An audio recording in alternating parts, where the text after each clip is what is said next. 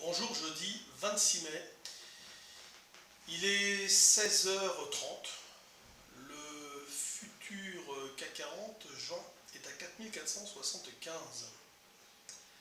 Mardi, il y a eu l'explosion à la hausse avec un marché qui démarre doucement, plutôt en baisse, et puis 3,3 de hausse en ligne droite.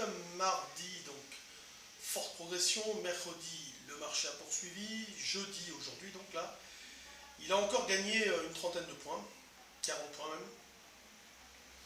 Il ne peut pas garder le même rythme, ça c'est évident. Premier point. Bon, enfin, il peut continuer de poursuivre. L'idée étant, c'est dans quel contexte que tout cela s'est fait, évidemment, comme je le dis chaque jour sur BFM Business. Des considérations techniques fortes, des algos, et des gestions toujours extrêmement passives, dans la mesure où elles manquent de visibilité. Elles n'ont pas tellement bougé quand on valait 4000, elles n'ont pas tellement bougé quand on était monté à 5000.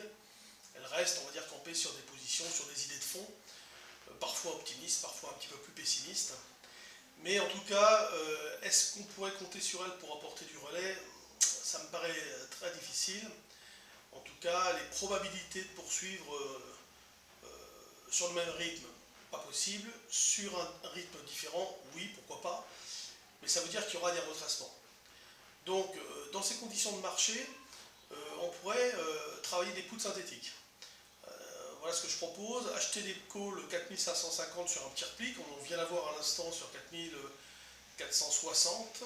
Si on fait un double bottom là, dans les minutes qui viennent, moi je rachète le call.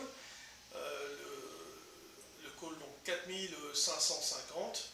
Alors je ne donne pas de prix parce que la vol est à 14,5, c'est tout ce que je peux dire, mais si vous le faites dans 3-4 jours, ce ne sera peut-être pas la même chose. Hein. Donc voilà, c'est le 4550 juin.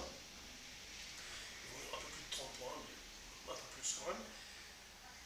Et ensuite, sur un petit rebond, vendre le futur.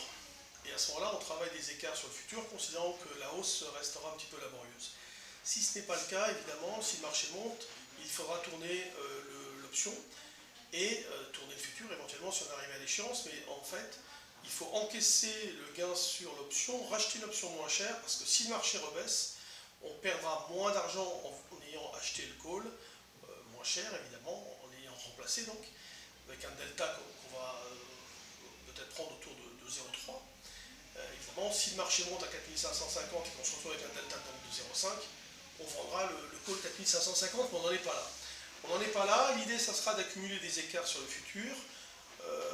Donc on vend, et dès qu'on fait 20 points, 30 points, en ce moment, ce serait idéal, on rachète une partie des futurs, peut-être la moitié, et puis l'autre moitié un peu plus bas, mais quoi qu'il arrive, on revendra ces futurs, on reconstruira le put synthétique qu'à partir du moment où on sera revenu à la case départ.